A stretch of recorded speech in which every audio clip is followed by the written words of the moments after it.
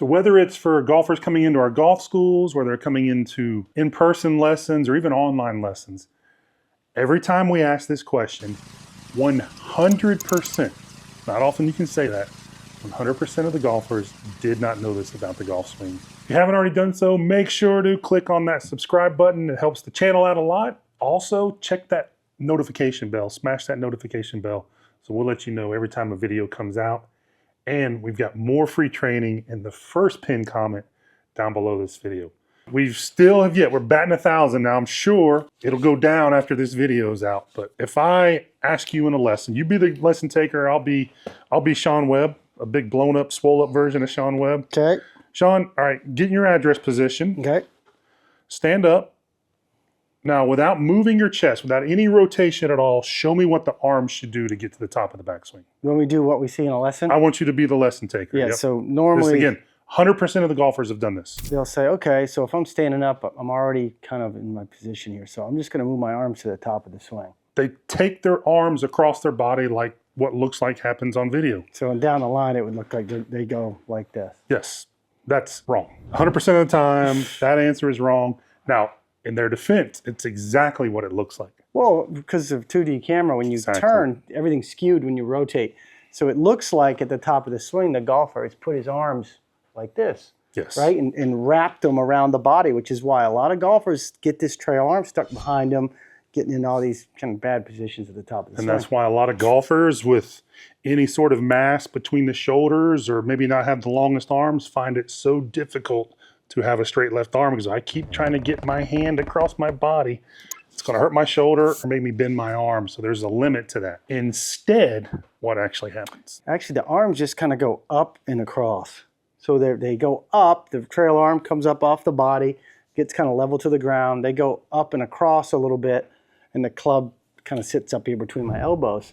And you show them that, and you can even show them in the address position, and they're still a little bit confused. So. Right. It's not an immediate buy-in, because it's like, there's no way it's that simple.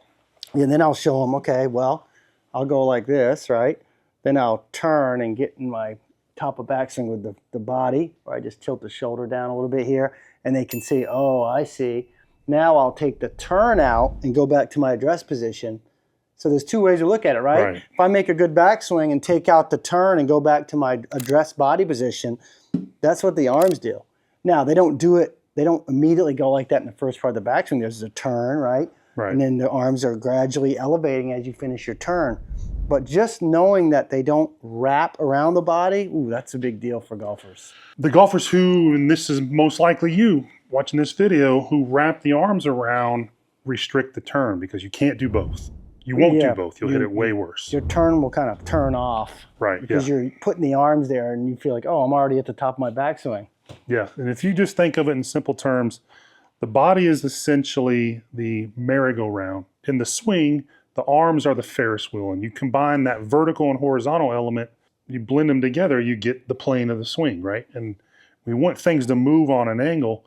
But understanding how that happens, and Shaun demonstrated it perfectly, my hands are on the front side of my belt buckle for most iron players. At the top, they just go, my watch goes opposite my trail shoulder. That's not a lot of movement. And I would venture to say anyone watching this video can make that movement, whereas very few of you can actually make this movement and be successful at all with it. And, you know, I know one of the reasons why it's become prevalent for golfers not to make the correct movement is because there is a lot of instruction out there that says the arms don't lift at all. They're passive, they don't lift. Well, if you thought no arm lift and you need to make a backswing, oh, you're just going to wrap them around you. If I'm not allowed to lift them at all, what am I going to do, right? I'm going to overturn, and I'm just going to wrap them around me so they get in this like low tied up position. Yeah. So if you're taking lessons from somebody that tells you there's no arm lift in the swing, they're just wrong about that. Well, I'm laughing because they're smiling, because inside I'm laughing. We had a coach comment on it that telling golfers that the arms lift is the worst thing we could possibly do.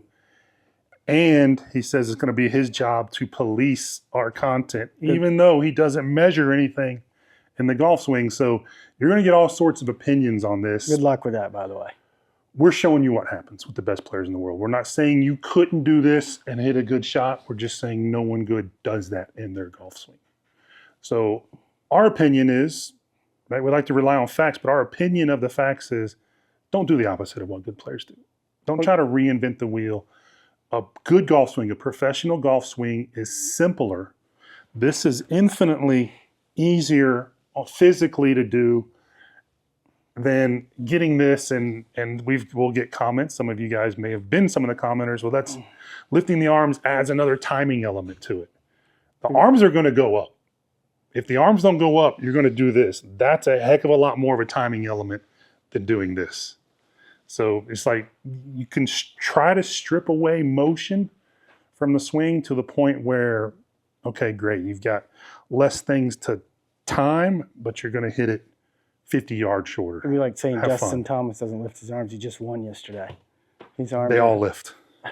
They all lift. It's like, okay. So police away, but we're just sharing you what the facts. So the difficulty with that movement, you kind of touched on it, is that this happens the same time the body turns, and that's the magic, is the blending of the two. First, you want to know what happens. The body turns, that's my arm. And on the downswing, by the way, it goes back more to my side, not back across me. It's another video. But how do I go in the golf swing? How do I learn to blend from the starting spot to right here without making it a two-piece demonstration? So I think just understanding where the arms are going to go first. So we'll give them one of our tried and true drills, right? Set up an address, put the club on your shoulder. A lot of you have seen this. There's a lot of coaches use this drill because it works. Yeah, I'll just show again, just to reiterate. Set the club on your shoulder here, make a good pivot, and then push your arms up and away.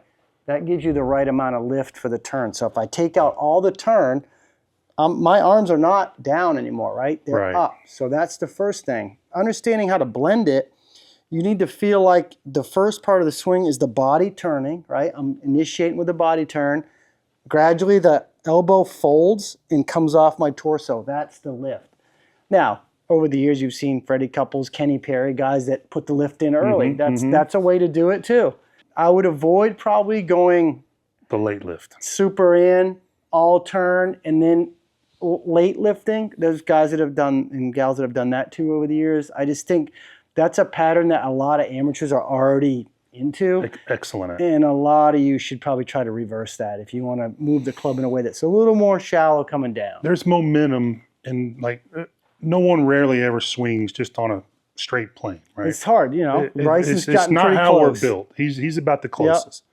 So there's always going to be an element of momentum and a shape to this kind of curve. You want the shape. If you're going to err on one side or the other, it's always better to err on top, like you think of Rory, those guys, because you're always moving the club back to the plane rather than going late arm lift and then turn on the rotation and it goes over. It's something you have to try to offset, which is very difficult to do. And we've always said, if you're trying to do something that 30 handicappers are already doing, you might want to look in a different direction. It's so true. There's most golfers are out there already sucking it in and over. So try to do something that's the opposite, and you'll start getting on the right track. Okay, so that's a great drill to blend it. The reason it's beneficial to learn these things in steps is because it really starts to cement in your brain what should happen. So we'll take a lot of golfers in lessons, and we'll go, okay, start right here. And when Shaun says lift the arms, you notice how my arm isn't parallel to the ground here. It is when I turn, so it's not like we're asking you to do this and you've got to put towels and gloves to keep from doing that. That's not good either. It's just here to there, turn. Now I've got enough arm lift, I'm good to go. So, okay, you do enough of those, and then you can chip a ball down here. You do enough of those, okay, I got the movement. Now I can start blending those together. You'll be surprised if you have feedback of how that starts to shape and change how your swing looks. Yeah, and not only that, by having some arm motion up and down, you've got some time to develop some club head speed. Right. And just the pure action of reconnecting the trail arm to the body because it went up will add a shallowing element in there. It allows you to kind of kick the body on and let it turn and rotate like everyone's trying to get through impact. If you've been told or think that I don't want to lift my arms in the swing, ask yourself, how far can you jump without first lowering your body? Or how far could you throw a ball without lifting your arm?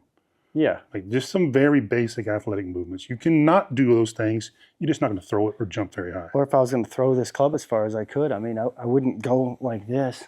Wouldn't be a body. And that's where everybody thinks the body provides all the speed. Well, try it with a club. Throw a club down range Just the with body. only your body turn and see how far that goes versus only your arm swing and see which one can produce more speed. Yeah. You want both. In the end, you're trying to throw this end of the club as fast as you can around you with a square club face. And arm action, it is critical, is a critical part of that. Absolutely.